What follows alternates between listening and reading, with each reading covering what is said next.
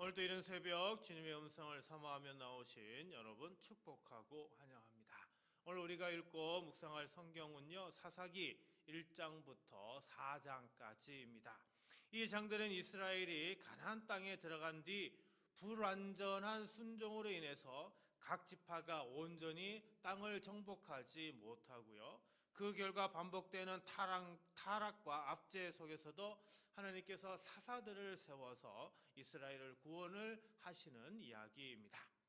여호수아가 살아 있을 때 이스라엘은 하나님의 인도하심 따라서 가나안 땅에 들어갔습니다.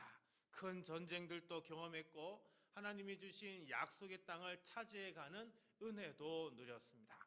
그러나 여호수아가 죽고 난 이후 그 시대를 이끌었던 지도자들이 하나둘 사라지면서 이스라엘의 영적 긴장감도 서서히 느슨해지기 시작했죠. 가나안 땅에 들어왔지만 마음까지 완전히 하나님께 붙어 있는 상태는 아니었습니다. 다시 말해서 성경 사사기는요, 승리의 이야기로 시작하는 것 같지만 그 안에는 이미 영적 균열이 조용히 진행되고 있음을 보여줍니다. 바로 이런 때에 여호와의 사자가 길갈에서부터 복임으로 올라와서 하나님의 말씀을 전하죠. 1절입니다. 여호와의 사자가 길갈에서부터 복임으로 올라와 말하되 내가 너희를 애굽에서 올라오게 하여 내가 너희의 조상들에게 맹세한 땅으로 들어가게 하였으며 또 내가 이르기를 내가 너희와 함께한 언약을 영원히 어기지 아니하리니. 자, 여호와의 사자가 가장 먼저 한 말이 뭐예요? 내가 너희를 애굽에서 올라오게 하였다라는 거죠. 여기에서 핵심은 올라오게 하다라고 하는 단어입니다. 단순히 아래에서 위로 이동했다 그런 뜻이 아닙니다. 낮은 자리에서 높은 자리로 옮겨줬다, 억눌린 자리에서 건져 올렸다, 종되었던 자리에서 자유의 자리로 이끌어 올리다, 이런 뜻이 담겨져 있습니다. 그러니까 지금 하나님은 이스라엘에게 너희가 스스로 여기까지 올라온 게 아니다, 너희 힘으로 이 자리까지 온 게 아니다, 내가 너희를 억눌린 자리에서 건져내어 여기까지 인도하였다라고 하는 것을 말씀하고 계시죠. 사랑하는 성도 여러분, 지금 이스라엘은 잘하고 있는 게 아닙니다. 그들은 이미 가나안 땅에 들어와서 타협하고 있지요. 그래서 믿음이 점점 약해지고 흐려지고 말았습니다. 그런데도 하나님은 그들을 향해 먼저 책망하시지 않고 구원의 은혜를 상기시킵니다. 근데 우리는 신앙이 약해질수록 현재의 문제만 봅니다. 형편이 어렵고 마음이 지치고 기도가 잘 나오지 않고 사람이 힘들고 믿음이 예전 같지 않다는 그런 생각에 붙들립니다. 하지만 오늘 하나님은 우리에게도 이렇게 말씀을 하십니다. 내 현재만 바라보지 말고 내가 너를 어디서부터 어떻게 인도해 왔는지를 기억하라. 주님은 우리를 죄 가운데 버려두지 않으셨습니다. 기도하지 못하던 자리에서 기도하게 하셨습니다. 예배와 멀어져 있던 우리를 다시 예배의 자리로 부르셨습니다. 세상 염려에 사로잡혀 살던 우리를 말씀 앞으로 이끌어 주셨습니다. 그러므로 우리는 자기 연약함보다 먼저 하나님의 인도하심을 기억해야 하는 거죠.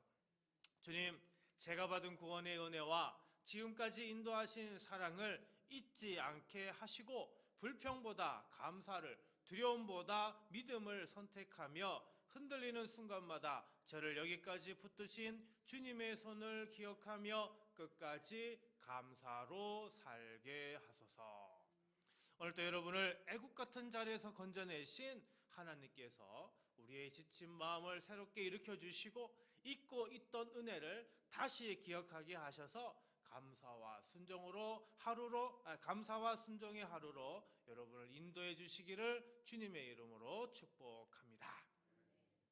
2절입니다. 너희는 이 땅의 주민과 언약을 맺지 말며 그들의 제단들을 헐라하였거늘 너희가 내 목소리를 듣지 아니하였으니 어찌하여 그리하였느냐. 자, 하나님은 이스라엘의 문제를 아주 분명하게 말씀하고 계십니다. 언약을 맺지 말라고 하셨는데 타협을 했습니다.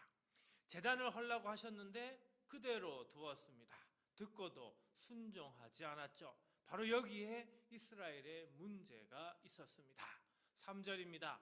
그러므로 내가 또 말하기를 내가 그들을 너희 앞에서 쫓아내지 아니하리니 그들이 너희 옆구리에 가시가 될 것이며 그들의 신들이 너희에게 올무가 되리라 하였노라. 여기서 핵심 단어는 끝에 있는 올무라고 하는 단어입니다. 이 말은 여러분 아시겠지만 짐승을 잡기 위해 숨겨놓는 덫, 함정, 이게 올무인데요. 올무는 겉으로 보기에는 뭐 그렇게 대단하거나 무서워 보이지 않습니다. 그러나 걸리면 쉽게 빠져나올 수 없죠. 결국 사람을 꼼짝 못하게 하는 게 올무입니다. 하나님은 지금 이스라엘에게 바로 그것을 경고하고 계시는 거죠. 너희가 남겨둔 가나안의 문화, 남겨둔 우상, 남겨둔 불순종이 그냥 거기 남아있는 게 아니야. 그것이 결국 너희를 붙잡는 올무가 될 거야, 덫이 될 거야 라고 말씀하고 있는 겁니다. 이스라엘은 처음부터 하나님을 완전히 버리겠다고 선언한 게 아니었죠. 제단을 헐라고 하셨는데 남겨두었고, 끊어내라고 하셨는데 그대로 두었습니다. 그 결과 남겨둔 것이 결국 그들을 묶고 그리고 그들에게 올무가 되고 만 것입니다. 그러므로 오늘 이 시간 우리는요, 우리 자신에게 물어봐야 됩니다. 내가 남겨둔 타협은 무엇인가? 작아 보여도 내 믿음을 약하게 만드는 습관은 무엇인가? 오늘 끊지 않으면 내일 그것이 올무가 됩니다. 오늘 회개하지 않으면 내일 그것이 습관이 됩니다. 그러므로 하시며 편안함보다 순종을 택하고 사람의 눈보다 주님의 뜻을 더 두려워하며 살아가게 하소서. 여러분의 마음과 가정과 삶의 자리에 숨어있는 모든 올무를 주님께 드러내시고, 그래서 주님께서 끊어주셔서 타협의 길이 아니라 순종의 길로 담대히 걷게 하시기를 주님의 이름으로 간절히 기도드립니다. 4절과 5절 말씀입니다. 여호와의 사자가 이스라엘 모든 자손에게 이 말씀을 이름해 백성이 소리를 높여 운지라. 그러므로 그것을 이름하여 복임이라 하고 그들이 거기서 여호와께 제사를 드렸더라.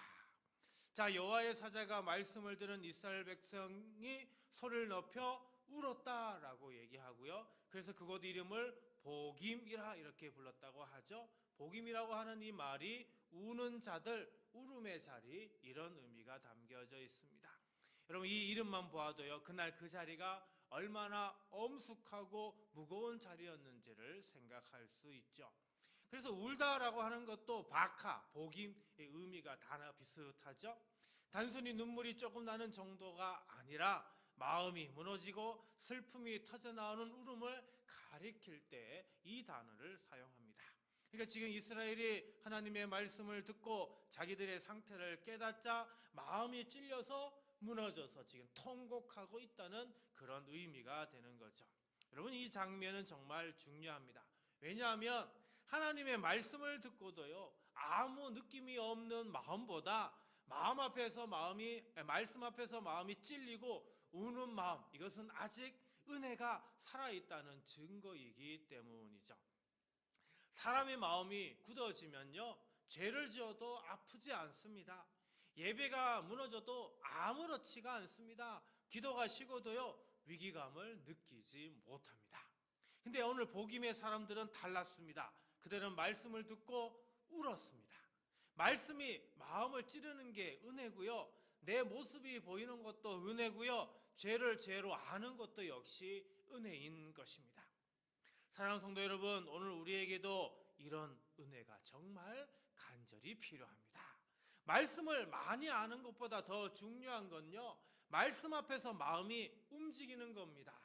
눈물만으로 끝나면 안 됩니다. 울고 돌아가서 다시 똑같이 말하고, 다시 똑같이 미워하고, 다시 똑같이 타협한다면 그 눈물은 열매를 맺지 못하죠. 참된 회개는 삶의 방향이 완전히 바뀌어져야 합니다. 말이 바뀌고요, 선택이 바뀌고요, 습관이 바뀌고, 그리고 우리의 태도가 바뀌어져야 하는 것입니다. 눈물은 출발점이고요. 그리고 순종은 열매인 것입니다. 오늘 이 새벽 바로 이 결단을 드려야 합니다. 그러므로 오늘 이 시간에 우리 모두 이렇게 기도해야 합니다. 주님, 말씀 앞에서 제 마음이 무뎌지지 않게 하시고 눈물의 회개로만 머물지 않게 하소서. 삶의 방향을 돌이켜 순종의 열매를 맺게 하시고 예배의 감동이 하루의 선택과 말과 행동 속에서 참된 변화로 이어지게 하소서. 여러분의 눈물을 우리 주님께서 외면하지 않으시고요, 그 눈물이 헛되지 않게 하셔서 회개가 순종이 되고 순종이 회복이 되는 은혜를 날마다 누리게 하시기를 주님의 이름으로 간절히 축원드립니다. 오늘 말씀을 생각하며 다음 세 가지를 놓고 우리 함께 기도하겠습니다.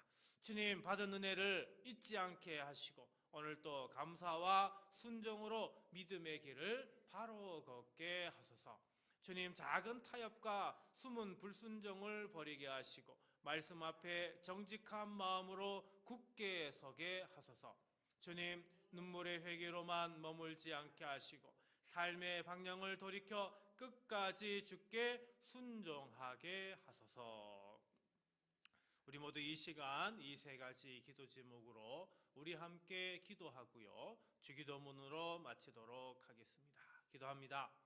은혜와 자비가 풍성하신 하나님 아버지, 이 새벽에 주님의 전으로 발걸음을 옮긴 우리 사랑하는 모든 성도를 아버지여 기억하여 주옵소서. 주님 말씀 앞에서 먼저 은혜를 기억하게 하여 주옵소서. 살아오는 동안 베풀어 주신 구원의 은혜, 위기의 때마다 지켜주신 은혜, 넘어졌을 때도 아주 버리지 않으시고 다시 일으켜 주신 그 은혜를 잊지 않게 하여 주옵소서. 눈앞에 형편이 커 보여도 지나온 길에 함께 하신 주님의 손길을 더 분명히 보게 하시고 불평보다 감사가 먼저 나오게 하시며 두려움보다 신뢰가 앞서게 하여 주옵소서. 주님, 우리 안에 남겨둔 작은 타협과 숨은 불순종을 드러내 주옵소서. 별것 아닌 것처럼 여기며 그냥 두었던 말과 태도와 습관이 있다면 보게 하여 주시고 우리를 묶고 있는 모든 올무를 끊어주시고 회개해야 할 것을 미루지 않게 하여 주옵소서. 말씀보다 내 생각을 앞세운 자리, 순종보다 편안함을 택한 자리, 기도보다 염려를 붙든 자리를 주님 앞에 정직하게 내어놓게 하옵소서. 주님, 복임의 눈물이 헛되지 않게 하옵소서. 잠시 감동하고 끝나는 신앙이 아니라 삶의 방향이 바뀌는 참된 회개를 허락하여 주옵소서.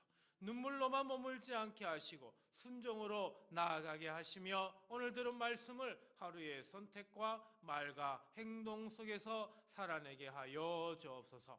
주님, 새벽을 깨운 우리 모든 성도의 그 가정 위에 복을 허락하여 주옵소서. 온 가족이 함께 주님을 경외하게 하옵시고 일터와 사업장과 삶의 모든 현장 위에 주의 은혜를 더하셔서 수고가 헛되지 않게 하여 주옵소서.